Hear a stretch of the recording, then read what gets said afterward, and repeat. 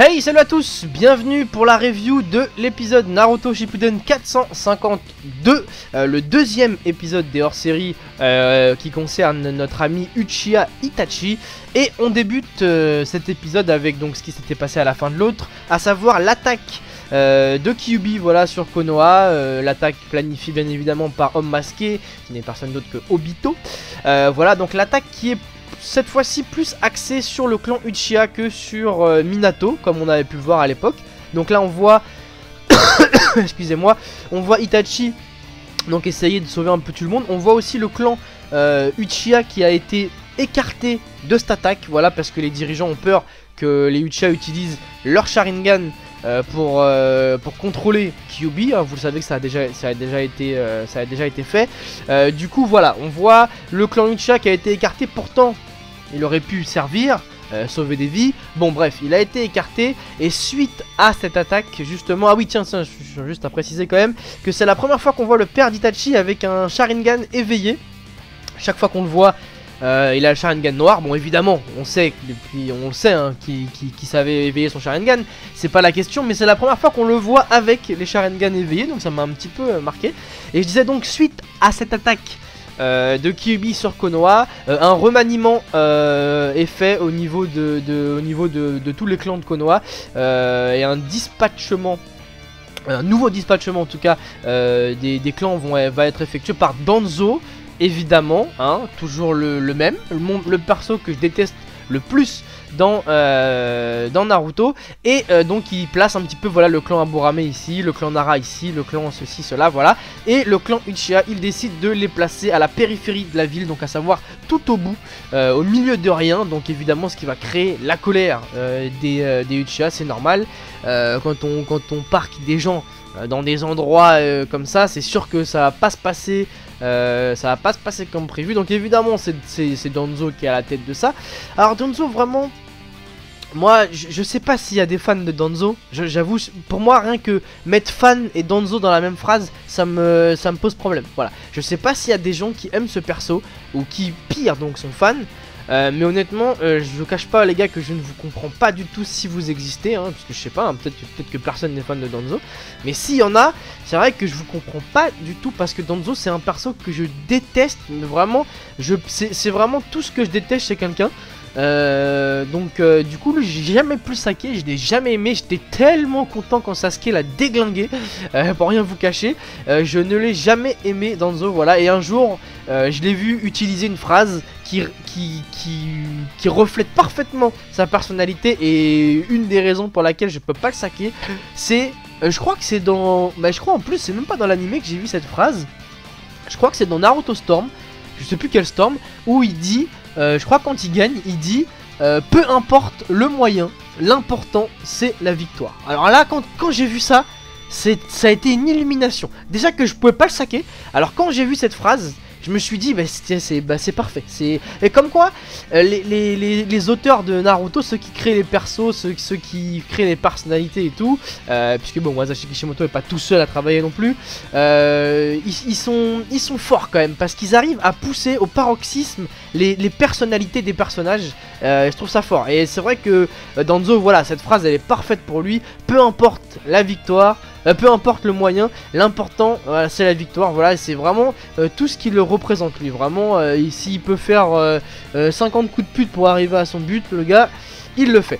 Et voilà, c'est une des raisons pour laquelle je peux pas saquer ce perso. Quoi qu'il en soit, les Uchiha donc, bah écoutez, ils sont énervés, hein, c'est normal, hein. Les Uchiha sont énervés. Bon, c'est pas le début du racisme anti-Uchiha, puisque ça remonte à très longtemps, à l'époque de Tobirama, le deuxième Hokage, même jeune, pour vous dire, c'était il y a vraiment longtemps. Même quand il était jeune à l'époque, déjà il pouvait pas saquer les Uchiha, et il trouvait que c'était une race très dangereuse, enfin qu'il fallait vraiment mener à la baguette. Enfin bon, on a l'impression qu'il parlait d'animaux quoi. Si tu les dresses pas, ils vont se retourner contre toi. Donc bon, ça fait très longtemps qu'il y a ce racisme anti-Uchiha de la part de Konoha. Et donc là, j'ai envie de dire une marche en plus, avec le fait de les déplacer aux périphéries de la ville. Bon voilà, ça va pas arranger les ententes, ça c'est sûr et certain. On voit Itachi aussi dans cet épisode apprendre le Gokakyu, donc l'attaque de base Katon des Uchiha. cette même attaque, si vous vous rappelez bien que Sasuke avait galéré à apprendre dans Naruto saison 1. Donc on le voit là prendre first try, voilà, premier essai. Bon, ce qui voulait nous dire que Itachi était un génie, hein, c'était une façon de nous le montrer. On le voit aussi rentrer à l'académie, faire sa première année.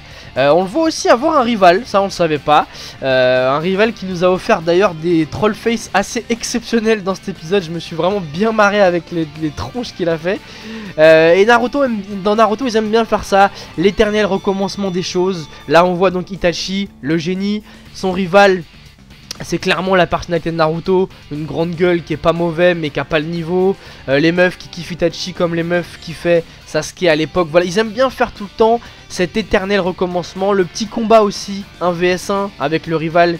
Comme Sasuke et Naruto avaient fait, et que Sasuke avait gagné bien sûr. Là on voit Itachi et son rival, Itachi qui gagne aussi. Bon, ils aiment bien faire ça dans Naruto, l'éternel recommencement des choses, malgré les générations qui passent. C'est une chose qu'ils aiment bien, et c'est un petit peu aussi une marque de fabrique, hein, de Naruto, avec l'espèce de feuilles.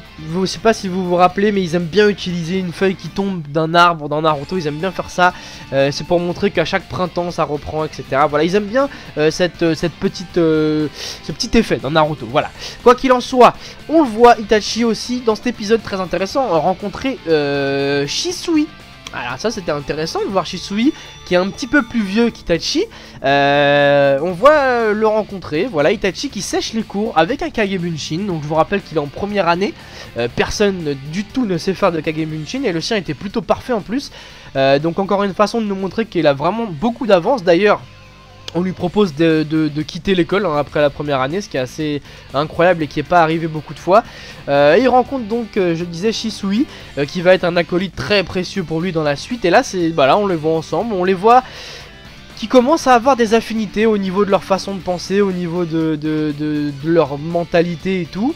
Donc ce qui, bien évidemment, va engendrer une collaboration plutôt intéressante par la suite, que j'espère on verra plus en détail dans ces petits hors-série sur Itachi. Voilà, à la fin, bah écoutez, l'instructeur annonce les équipes. Donc Itachi, on verra dans quelle équipe il va se retrouver. Et c'est la fin de l'épisode. Voilà, il va se retrouver dans une équipe de 3. On verra comment ça va se passer. Et dans la preview, on voit des petites missions à la con, les missions avec le chat et tout. Je sais pas si ce prochain épisode sera vraiment intéressant. J'en sais rien, on va voir. Mais en tout cas moi personnellement voilà, j'aime bien ces petits hors-série sur Uchiha. Bon, je les aime bien, mais j'espère que ça va pas durer non plus 50 épisodes, parce que j'aimerais bien reprendre la trame principale et voir enfin le combat final en animé. Ça vraiment je suis très curieux de le voir. Donc voilà, je suis pressé, j'aime beaucoup c'est hors série, mais j'aimerais bien que ça dure pas non plus 50 000 épisodes, même si voilà, comme j'ai dit, j'aime bien puisque c'est Itachi. Voilà, Itachi qui est un de mes 3 persos préférés de l'anime depuis très longtemps. Depuis la première fois que je l'ai vu, pour tout vous dire, depuis la première fois que je l'ai vu affronter Guy avec Kisame dans Naruto saison 1. Depuis ce temps-là, il a toujours fait partie de mes de mon top 3 préférés des personnages de Naruto. Donc je suis content, voilà, j'aime beaucoup les Uchiha aussi. Je suis clairement un fanboy des Uchiha, on va pas se le cacher. Il y a des gens qui aiment pas les Uchiha, qui peuvent pas les saquer. Moi je les trouve vraiment très charismatiques, les Uchiha. Mais bon, même ceux qui n'aiment pas forcément les Uchiha aiment beaucoup Itachi en général. Donc je pense que tout le monde est content de voir des trucs sur Itachi. C'est en tout cas beaucoup mieux que les hors-série qu'on avait juste avant que ça commence. Voilà, donc écoutez, n'hésitez pas à laisser votre avis dans les commentaires. Et on se retrouve la semaine prochaine pour l'épisode suivant. Voilà, bon week-end à tous, ciao, à la semaine prochaine.